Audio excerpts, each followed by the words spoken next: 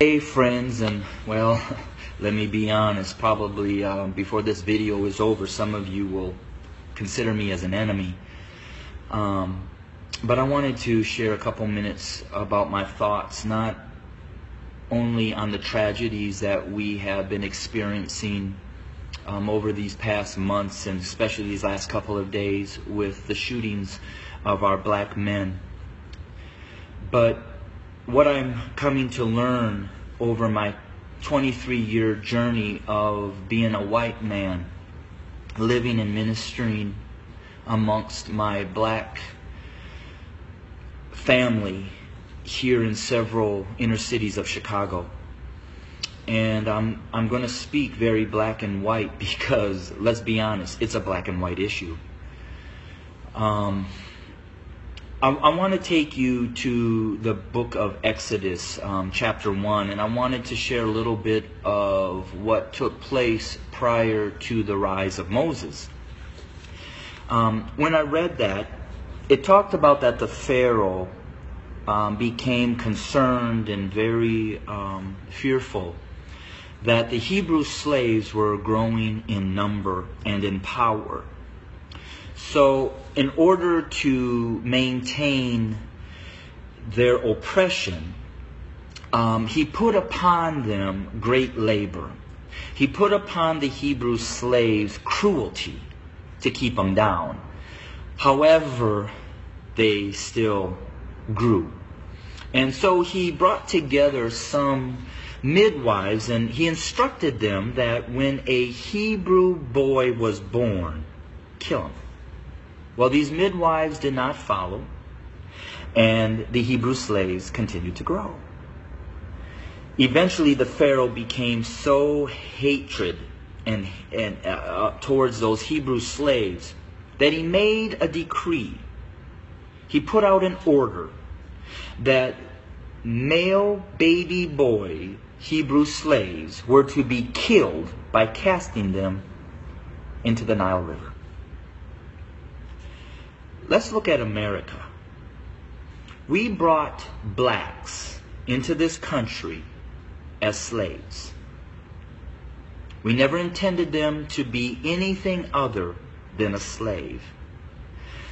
But they began to grow in number and in power, and eventually they fought their way to some freedom.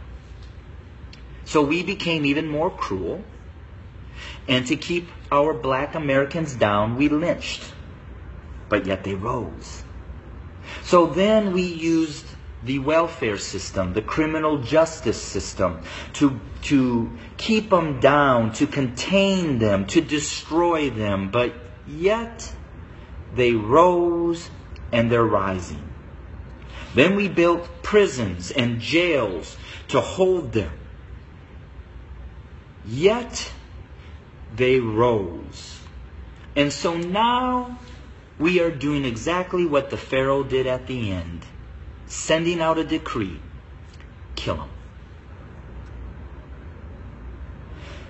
So until we admit that when we wrote this Constitution that all men are created equal, that we never intended to include our black brothers and sisters, our nation may end up facing exactly what the Egyptians faced when they refused to let God's people go. So I'm going to say this to my white fellow Americans, that the bloodshed that is on its way is not on the hands of our fellow black Americans, but is on our hands. We are the ones that are refusing to let God's people go. We are the ones that are refusing to acknowledge that we do not value our black brothers and sisters as equal individuals or equal Americans as us white men. And to my black brothers and sisters, the racial issues, as I've said, have been there from the very foundation. But why do we see it more? Because there's a shifting. See, us white men have been at the head since the foundation. But we've had a black president. And you know, we've done everything in our power to keep him from really changing things. Now we have another minority rising to the top, a white female. What does that say? Those of us who are white men who have been at the head are now starting to see and fear that we are going to become the tail. And we know what we've done to you.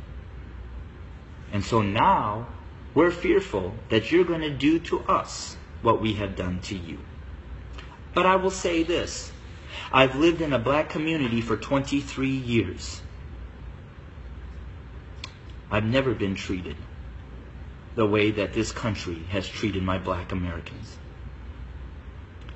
So I call out my white Americans to say we better heed, repent, acknowledge, and change. Because if we don't, I just want to again say this. The bloodshed that we will experience is on our hands, not the hands of our fellow black Americans. I welcome your comments. I welcome your feedback. Hit me up on Facebook or go to my webpage at www.studio2911.org. Again, that's studio2911.org. I don't necessarily know the answer, except for us white Americans need to repent, acknowledge the lies that we have taught, acknowledge our value system of equality. It is not here, and it does not include our black brothers and sisters. And we need to change, and we need to change